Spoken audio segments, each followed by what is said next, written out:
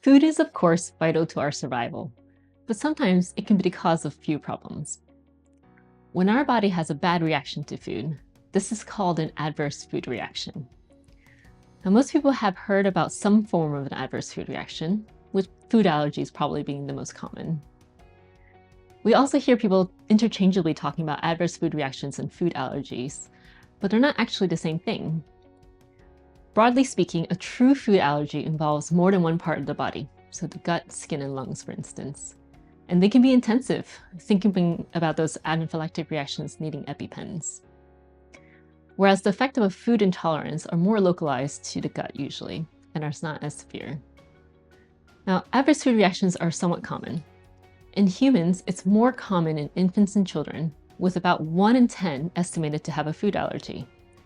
In adults, it's estimated to be about 1 in 50 people, or about 2 to 3% of the population that have a food allergy.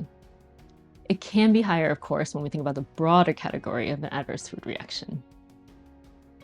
In comparison, in pets, it's been reported that less than 1% of dogs and cats visiting the vet for any reason was then subsequently diagnosed with an adverse food reaction. However, when there are signs of skin disease, the percentage is higher. In a recent study, 45% of dogs with non-seasonal atopic dermatitis also had an adverse food reaction component.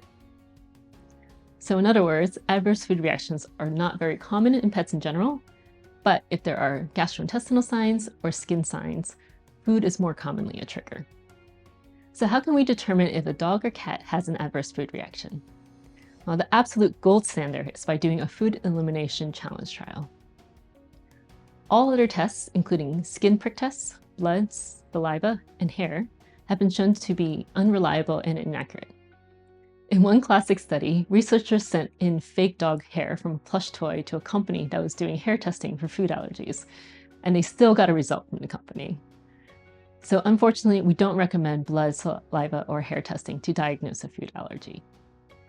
So what is then a food trial? In the simplest terms, a food elimination challenge trial is where you completely stop feeding a certain food or group of foods for a period of time in order to determine whether you're having a reaction to it. Now, we do this in veterinary medicine, and you can find it in human medicine as well, especially for kids. Family doctors may recommend stop feeding dairy or nuts for a period of time to see if a kid's gastro or skin signs improve.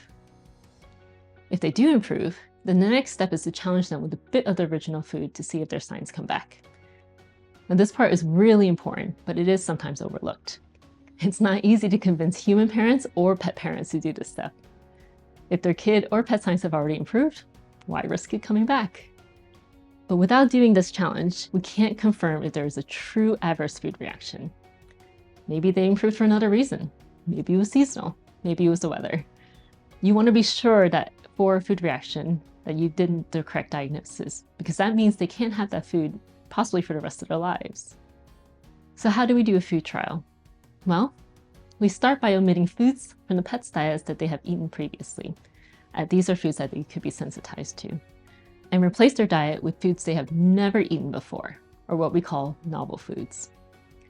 Now, ideally, we take into account all foods the pet has ever eaten. Those includes meats, fish, vegetables, fruits, grains, carbs, etc., and avoid all of them. In some cases, this is really difficult because the pet has eaten everything already under the sun, so there really isn't much novelty left. And it's also really hard to recall everything that a pet's eaten over their lifetime. I know I have trouble remembering what I ate last week.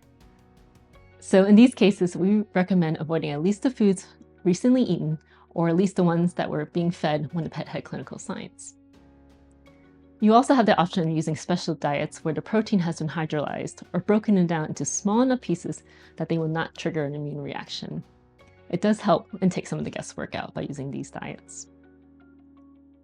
For the novel ingredient diets, you want to ensure that the diet fed during the trial is complete and balanced, because feeding a diet with deficiencies can also lead to more issues. You can make a novel fresh diet yourself at home, or there are commercial diets too that have select ingredients. These are handy, but they're not always reliable, as some studies have shown they can potentially contain some undeclared ingredients or have cross-contamination. But no matter what diet you choose, the main thing to remember is that your pet should have the special diet with these specific ingredients and only these ingredients for the entire time of the food trial. That means no other treats, handouts, anything else. You also have to be really careful they don't accidentally get into your other pet's food or scavenge anything from the ground. And I'm talking about poop as well. Evidence shows that you need to do this trial for 2 to 6 weeks for pets with gastrointestinal signs and about 10 to 12 weeks for pets with skin signs to determine whether there is an improvement. Now, some pets will improve quicker and you'll know faster, but for those that don't improve, it's important to go through the entire time period to make sure you give their body enough time to right itself, if it's going to right itself. If your pet's signs do not improve and you're certain there were no whoopsies where they got into something they shouldn't have, then your pet does not have an adverse food reaction. And there will need to be some more investigating to figure out what is causing their signs, because it's not unlikely to be food related. If your pet's signs do improve, then the next step is do the challenge and add in a small amount of the food back into their diet to see if they relapse. It can take up to 2 weeks for the relapse to occur, at least with skin signs, so it might be faster with gastro signs. After these 2 weeks, if all is well, then you can try another ingredient. It's tedious for sure, but it's so important to do this methodically and one food item at a time. For instance, poultry was fine, great. Then let's try fish next. Or alternately, poultry was not fine, so now I need to stop, wait for the signs to wane, and then we're going to try fish this time. The ultimate goal is to rule in and out which ingredients your pet can tolerate so you can build their diet from that information. So where does that leave us? Well, a food elimination challenge trial is not for the faint of heart. It can take weeks, if not months, to do it right, but it is the most definitive way to determine whether your pet has a food allergy or food intolerance. The results can affect the rest of their lives though, so it's important to do the trial right and be confident of your final conclusion. Do they, or do they not have an adverse food reaction? Working closely with your vet will make the process easier and help you along the way. Also, of course, feel free to reach out to us at B&G as well, as we'd be happy to help you too on your food elimination trial journey. Thanks so much for watching, guys. You can find out more about food trials in our blog, which there's a link below, and we'll hope to see you next time.